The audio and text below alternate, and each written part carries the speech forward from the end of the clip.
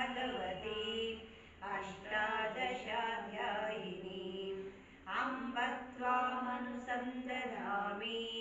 भगवद्गीते भवद्वेषिणी नमोऽस्तु ते व्यासविशालबुद्धे फुल्लारविन्दायतपत्रनेत्रा येन त्वया भारततैलपूर्णः प्रज्वालितो ज्ञानमयप्रदीपः प्रपन्नपारिजाताय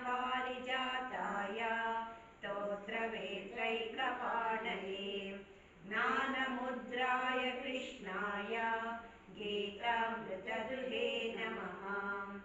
हे प्रपन्नपारिजाताय स्तोत्रवेत्रैकपाणये ज्ञानमुद्राय कृष्णाय गीतामृतदुहे नमः।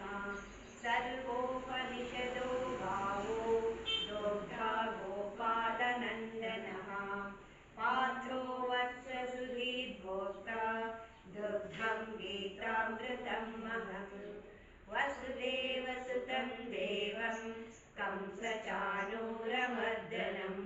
देवकी परमानन्दं कृष्णं वन्दे जगद्गुरुं भीष्मद्रोणतटा जयद्रथजला गान्धारनीलोत्पला शल्यग्राहवती कृपेण वहनी कर्णेन वेलाकुला अश्वत्थामविकर्णघोरमर्दनी